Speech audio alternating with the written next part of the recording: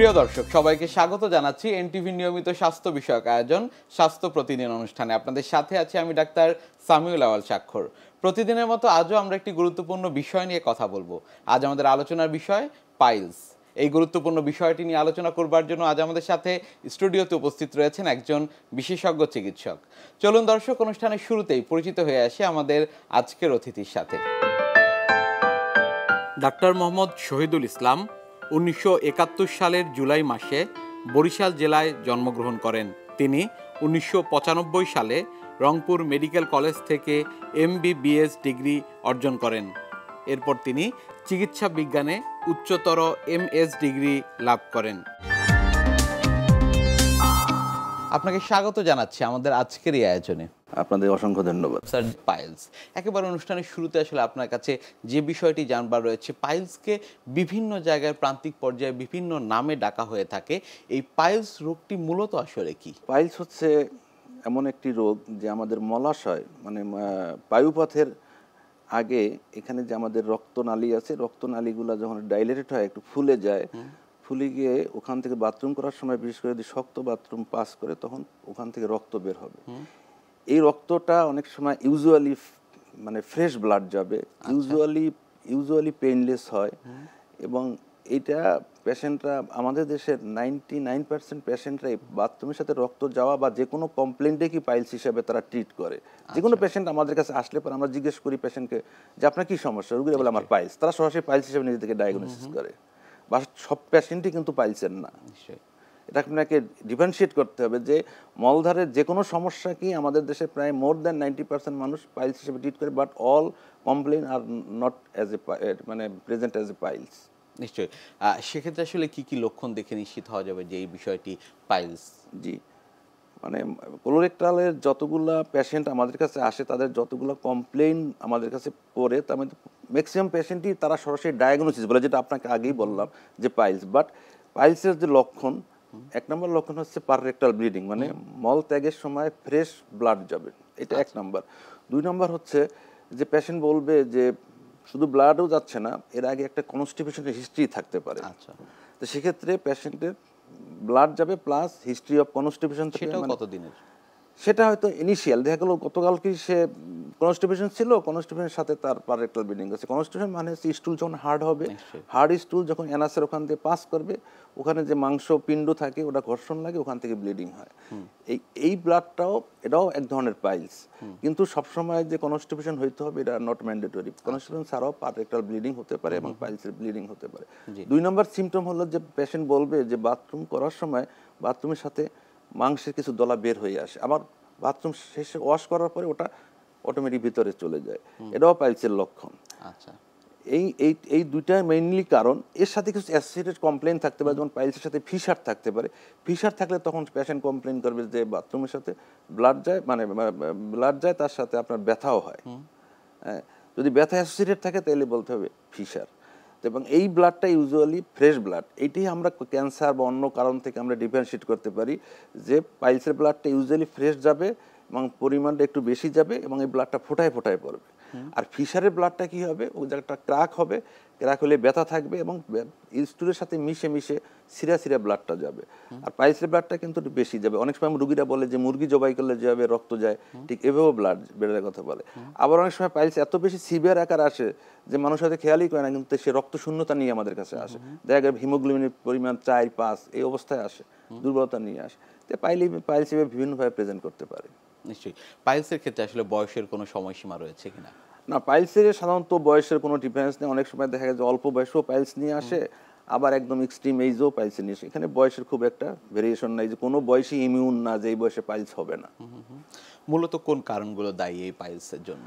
পাইলসের অনেক সময় যেটা হয় আমাদের মানে দেখা যায় যে কিছুটা আছে ফ্যামিলিয়াল। অনেকে বলে যে আমার বাবা আমারও পাইলস ছিল, আমারও পাইলস, এটা একটা থাকতে পারে। আবার একটা হতে পারে যে খাওয়া দাওয়ার ব্যাপারে, বিশেষ করে যারা খাবারের ভিতরে পানির পরিমাণ কম খায়, শাকসবজি কম খায়, গরুর মাংস বিশেষ করে বেশি খায়, তাদের পাইলস হওয়ার মানে লক্ষণটা বেশি দেখা দেয়। সেক্ষেত্রে আসলে আমরা অনেক ক্ষেত্রেই দেখি যে পাইলসের রোগী যারা রয়েছেন তারা চিকিৎসকের শরণাপন্ন হন না, একেবারে প্রান্তিক পর্যায়ে চিকিৎসকের কাছে আসেনি না বা হাসপাতালে আসেন না। কখন চিকিৎসকের শরণাপন্ন হওয়া উচিত? পাইলস আপনারা ধরেন যে পাইলসের অনেকগুলো ধরন আছে, first degree, second degree, third degree, fourth degree. Usually first degree, second ডিগ্রিতে আমরা সাধারণত রোগীরা আমাদের কাছে আসেও না, হয়তো একদিন একটু ব্লাড গেল আবার নিজে নিজেই ভালো হয়ে গেল। কিন্তু যদি ব্লাডটা খুব বেশি যায়, মানে সিমটমটা খুব প্রখর থাকে যে বেশি ব্লাড যাচ্ছে, তার মানে রক্তশূন্যতা দেখা দিচ্ছে, সেক্ষেত্রে আমাদের চিকিৎসার কাছে আমরা আসা রোগীদেরকে বলবো। কিন্তু যারা প্রান্তিক পর্যায়ে আপনারা বললেন যে এটা দুইটা সমস্যা, একটা হলো যে যারা একদম মানুষ বুঝতেই পারতেছে না কি কারণে তার ব্লাডটা যাচ্ছে, তারা সরাসরি ডাক্তার কাছে না আসে, সরাসরি ম্যাক্সিমাম সময় আমরা যেটা পেতাম অনেক আগে, অবশ্যই এখন কমে গেছে, যে কবিরাজের কাছে যেত।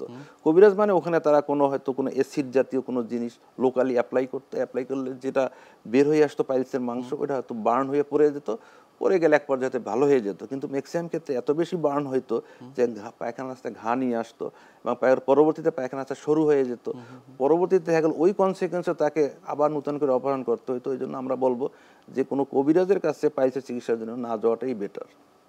নিশ্চয়ই। সেক্ষেত্রে পাইলসের পরীক্ষা নিরীক্ষার জন্য কি কি প্রয়োজন হয়? জি, পাইলসের পরীক্ষা নিরীক্ষার জন্য আসলে আমাদের খুব বেশি পরীক্ষা করতে হয় না। মেইন হচ্ছে তার হিস্ট্রি। চিকিৎসক তার হিস্ট্রি নেবে, হিস্ট্রিতেই মনে করেন যে 90% সে ডায়াগনোসিস করতে পারবে যে এটা পাইলস অথবা অন্য কিছু। ইভেন আমরা যখন চিকিৎসক হিসাবে আমরা যখন চেম্বারে রুগী দেখি, রুগীরা যখন আমাদেরকে বলে যে হিস্ট্রিটা বলে, আমাদের পাশে যারা অ্যাটেন্ডেন্স থাকে ওরাই বলে দেয় স্যার এটা পাইলস। মানে পাইলসটা ডায়াগনোসিসটা আসলে এতটাই ইজি হিস্ট্রির উপরে। এর পরবর্তী হিস্ট্রির উপরে ভিত্তি করে আমরা একটা বাথরুমের রাস্তা পরীক্ষা করি, সরাসরি পরীক্ষা করি, মানে অ্যানাসটাকে আমরা খুব সরাসরি দেখি। দেখার পরে ওখানে আমরা ডিআরই বলি, মানে আঙ্গুল দিয়ে গ্লাভস পরে আমরা ভিতরের সাইডটা পরীক্ষা করে দেখি যে ভিতরে অন্য কোনো সমস্যা আছে কিনা। এরপরে আমরা একটা প্রোক্টোস্কোপ, ছোট্ট একটা যন্ত্র আমাদের প্রত্যেক ডাক্তারের চেম্বারেই থাকে, প্রোক্টোস্কোপটা আমরা অ্যানাসের ভিতরে দিয়ে আমরা ওটাকে দেখি বা পেশেন্টকে বলি একটু কোড দিতে। যদি পাইলস থাকে তখন পাইলস ডিগ্রিটাও আমরা ওই পরীক্ষার মাধ্যমে জানতে পারি। এই জন্য আলাদা আপনাকে কোনো পরীক্ষা নিরীক্ষা করার দরকার পড়ে না।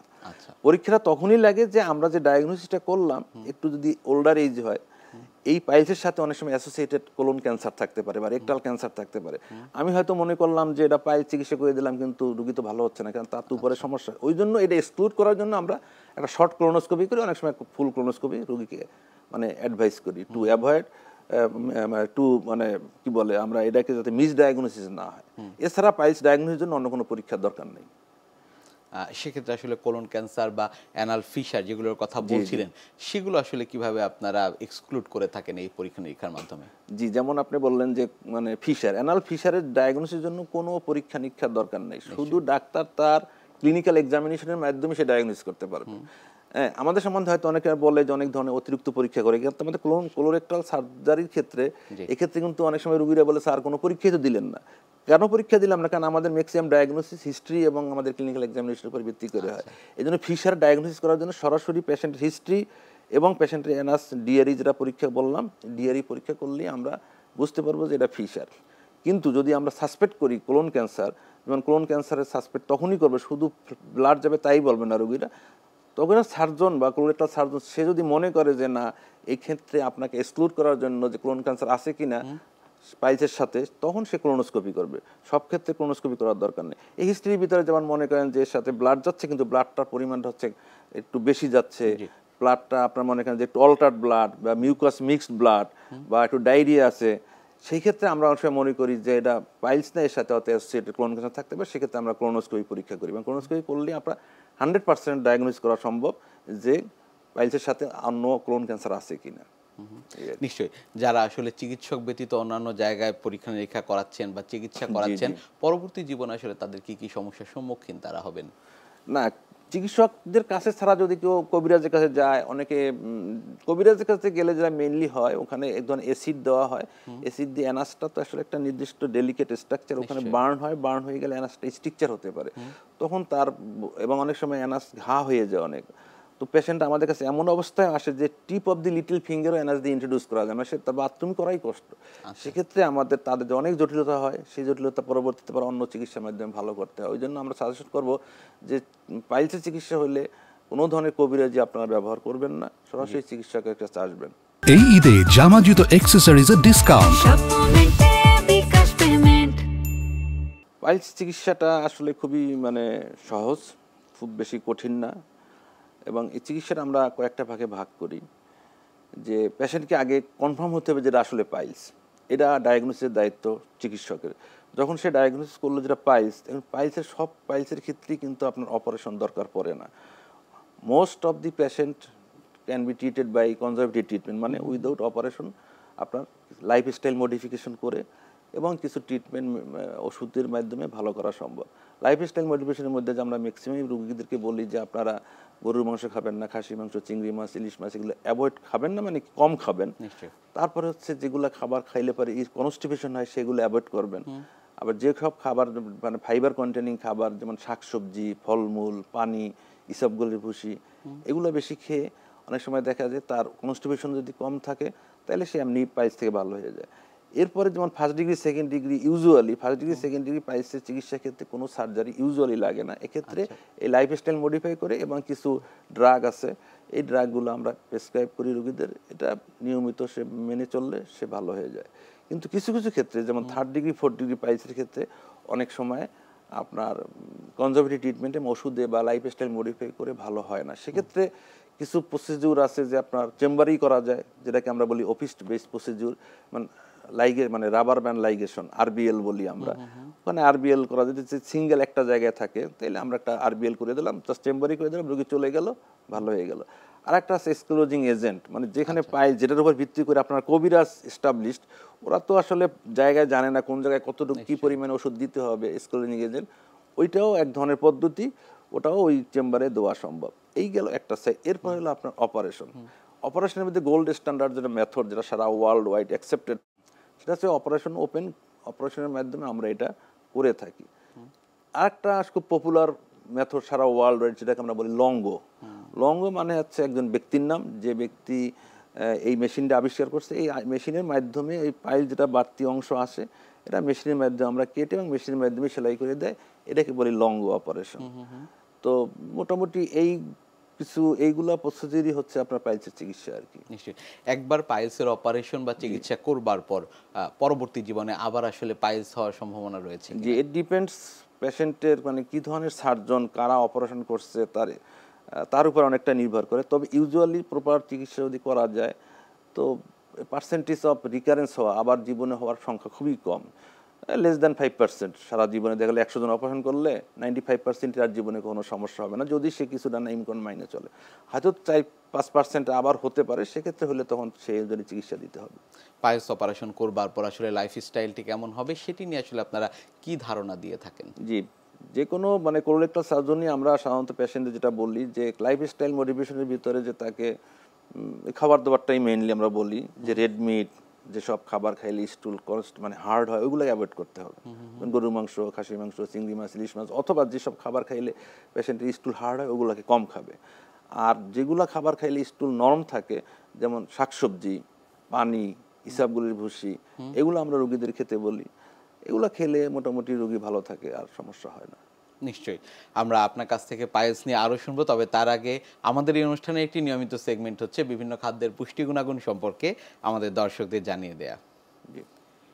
প্রিয় দর্শক, দেখছেন স্বাস্থ্য প্রতিদিন। কথা হচ্ছিল খুব গুরুত্বপূর্ণ একটি বিষয় পাইলস নিয়ে। অনুষ্ঠানের পর্যায়ে দেখে নেব বিভিন্ন খাদ্যের পুষ্টি গুণাগুণ সম্পর্কে আমাদের পুষ্টিবিদের কাছ থেকে।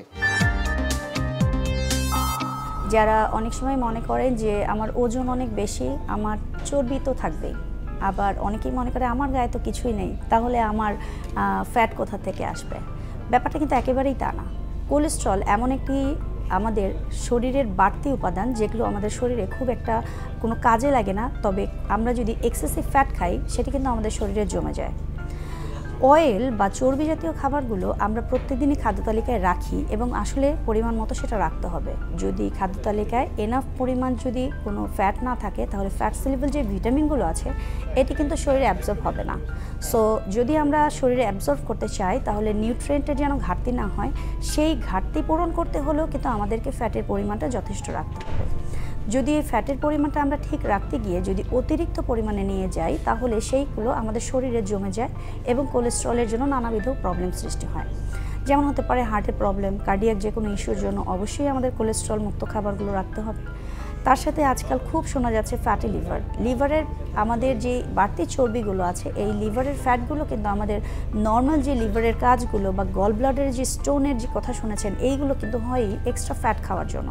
সো এক্সট্রা ফ্যাটগুলো যদি খাদ্য তালিকা থেকে বাদ দেওয়া না যায়, তাহলে কিন্তু নানান কমপ্লিকেশন ধীরে ধীরে হতেই থাকবে। এই ফ্যাটগুলো আমাদের শরীরে আছে কিনা সেটা অবশ্যই একটি পরামর্শ মোতাবেক, অবশ্যই চিকিৎসকের পরামর্শ মোতাবেক আপনাকে লিপিড প্রোফাইলটা একটু চেক করতে হবে। সেটা যদি আপনি 3 মাস বা 6 মাস অন্তর অন্তর করে নেন তাহলে কিন্তু খুবই ভালো। অনেকেই মনে করে যে আমার যদি অনেক বেশি ওয়েট হয়ে যায় সেক্ষেত্রে কিন্তু আমার কোলেস্ট্রল বাড়তি হওয়ার সুযোগ আছে। বিশেষত চর্বি কতটুকু আছে আপনার বডিতে বা রক্তে সেটা কিন্তু বোঝা যাবে না বাহ্যিক শারীরিক অবস্থা দেখে। অনেক সময় রক্তে কোলেস্ট্রল বাড়তি থাকে কিন্তু দেখা যায় না।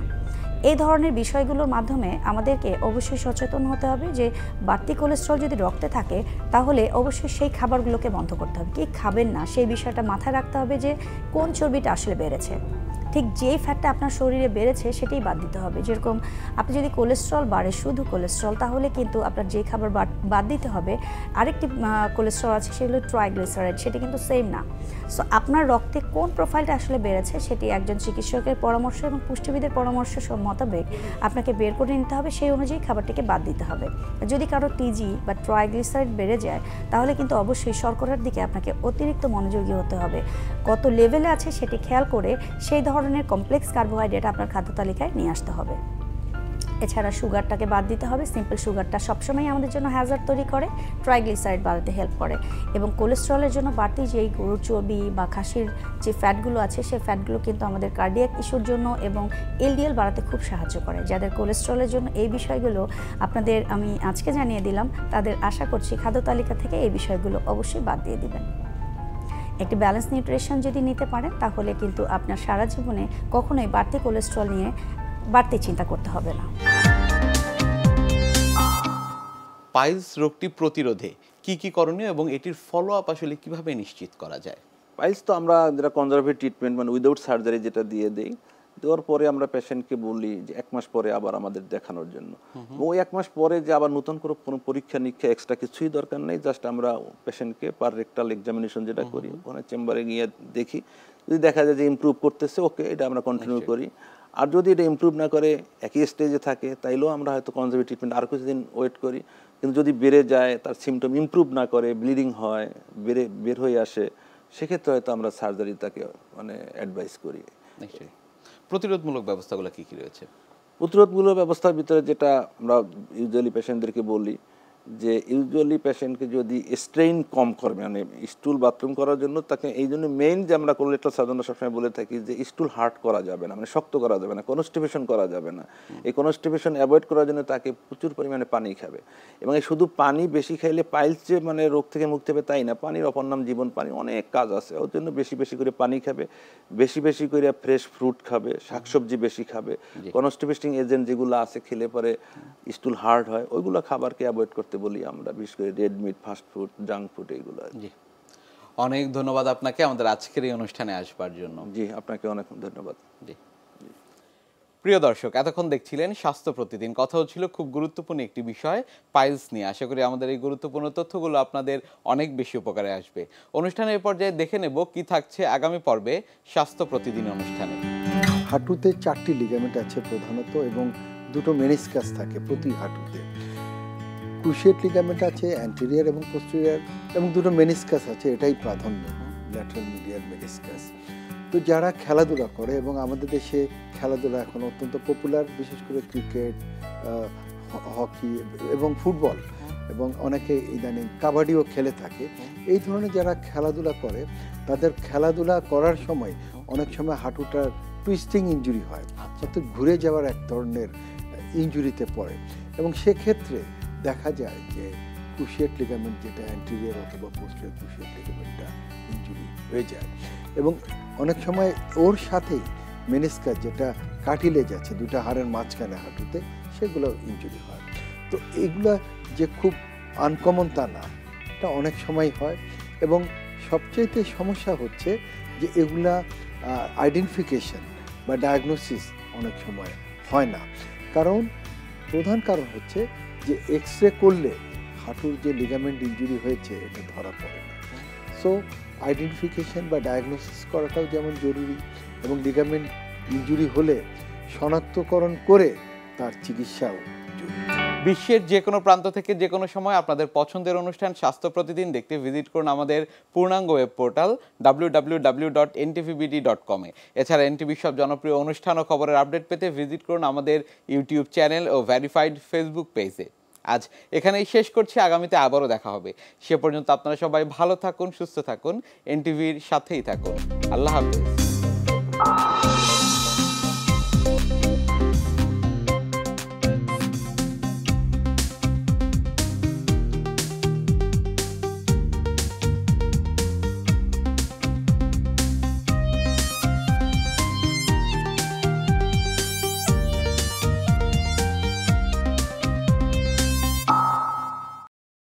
এই ঈদে জামা জুতো অ্যাক্সেসরিজের ডিসকাউন্ট।